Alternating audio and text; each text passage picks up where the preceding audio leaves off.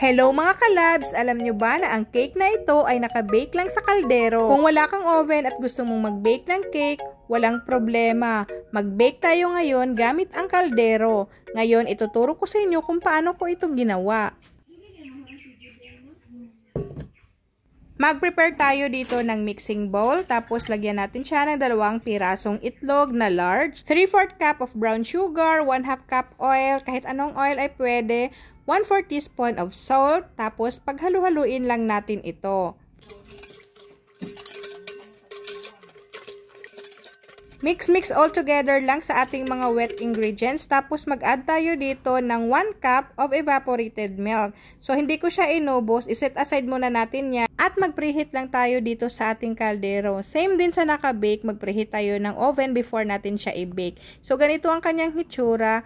Yung ating paglutuan. Dry steam ang tawag dito kasi hindi natin siya lagyan ng water.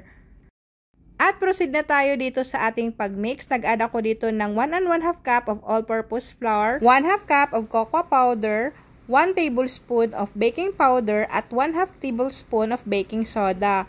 Then, i-mix-mix lang natin ito ulit hanggang sa makumbine na ito lahat. At in-add ko na yung ating natirang evaporated milk. At naglagay ako dito ng 1/2 cup of water. Then, mix-mix all together lang hanggang sa makumbine na ito lahat at wala nang makitang flour.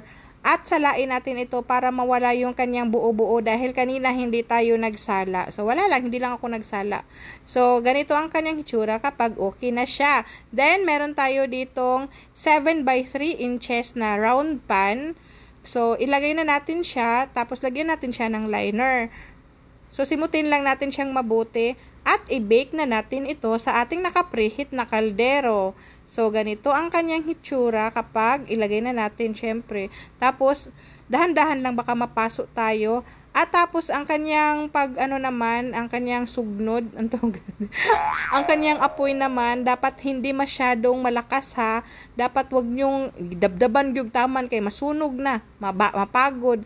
O, while maghintay tayo, syempre kakain muna tayo sa ating gulay. Masarap ang aming ulam for today's video kasi gulay. Tapos meron kaming sinugbang bulad dito. At meron kaming nilapwaang bulad o kanang nangka nga gigataan. Then i-check natin siya after 30 minutes na. Same din sa oven na hindi tayo mag-open dito kasi bawal siya kapag naka-bake na siya. Tapos, i-check natin. So, wala tayong toothpick. So, ano pa bang gawa ng ating niyog dito? Tukog sa atong niyog. O, ato ni siyang itusok. O, diri, gamit diri. Basta nakasbukid, no? Gamit gita na ng mga makita nimo diri. So, maging kuan lang ta diri, no? Kanang resourceful. So, humana siya, naka-bake na siya, nasa 40 to 45 minutes. So, halos same lang po sa atong naka-bake sa oven.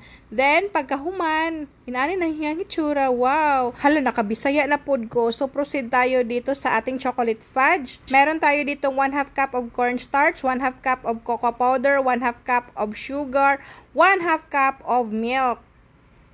So, puro siya 1/2 ha. Dali ragi nato ma-memorize ang atong ingredients.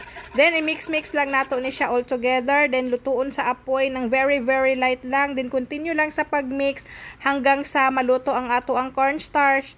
Then, nagbuo-buo man siya. Then, ato gihapon siyang salaon. So, very simple lang gini atong recipe kanang affordable lang gani kaayo kanang mapalit lang ninyo dira sa kilid-kilid dira sa inyong tindahan. Wala ako naghimo diri karon sa atong recipe kanang kuan pa kanang complicated kayo ang ingredients. Gusto na ako maghimo diri nga kanang dali ra kaayo makita ninyo. Kanang mapalit ra dayon ninyo. Maski karon pwede na mo makabake na kung unsay naa dira sa inyo ang balay karon kung namoy harina, sugar, itlog, makabake na dayon mo og cake. Wala mo'y oven inani lang. Maghimo lang mo diri cake nga gamit ang kaldero.